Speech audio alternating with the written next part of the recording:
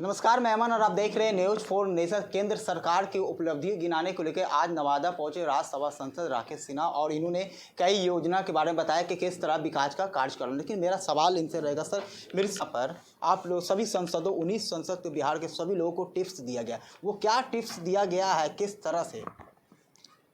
देखिए, ये भारतीय जनता पार्टी ने अपने सांसदों को देश में समरसता और सामाजिक सांस्कृतिक विकास के ही टिप्स देती है। भारतीय जनता पार्टी अन्य पार्टियों से भिन्न है।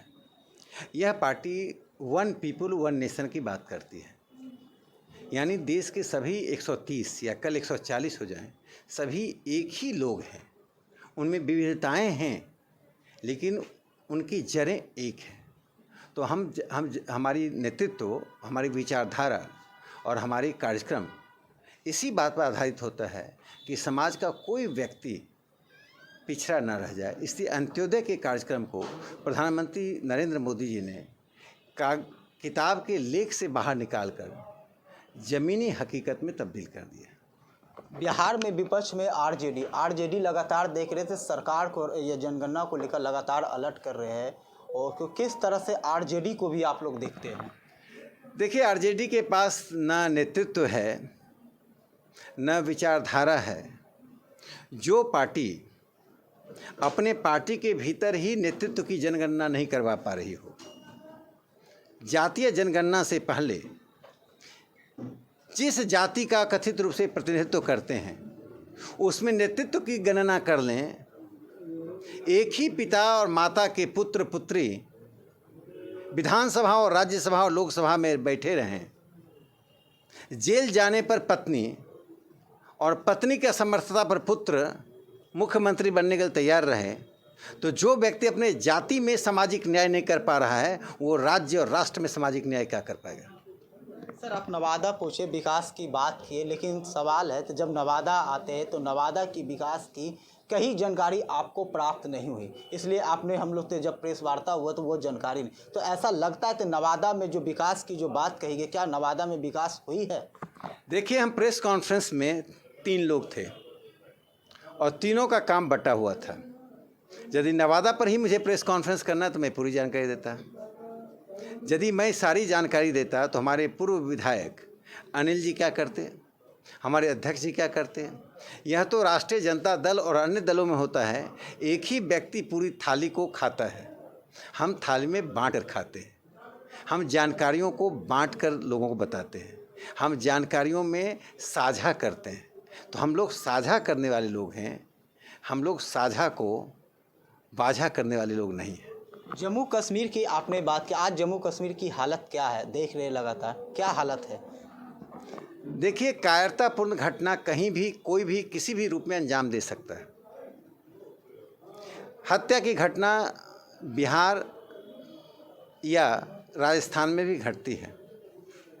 आप यहाँ के भी ज़िलों से प्राप्त करें तो 2-4 हत्या की घटना रोज़ होती है।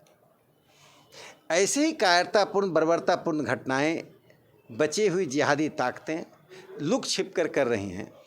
इसका अर्थ है जम्मू कश्मीर की स्थिति बदतर नहीं हो रही है, जम्मू कश्मीर की स्थिति बेहतर हुई है। गांव में विकास पहुंचा है। जो 3 परिवार राज करते थे, लोन का, मुफ्ती का और अब्दुल्ला का, उस परिवार के दरवाजे पे ताला बंद हो गया है। ज़मीन में, खेत खलियान में काम करने वाले लोग नेतृत्व संभालने के लिए सरपंच के रूप में, ग्राम प्रधान के रूप में उभर कर सामने आ रहे हैं। यही दर्द उन लोगों को सता रहा है जो 370 के नाम पर और धर्मांधता के नाम पर और मस्जिदों पर वहाबियों के कब्जों का भय दिखाकर जम्मू कश्मीर में 70 साल से राज कर रहे थे। अब वहाँ राज जनता कर रही है। जम्मू कश्मीर का मतलब लद्दाख भी होता है। जम्मू कश्मीर का मतलब छोटी सी घाटी नहीं होती है, जम्मू भी होता है, लेह भी होता है, कारगिल भी होता है। ऐसी तस्वीर दे दी गई।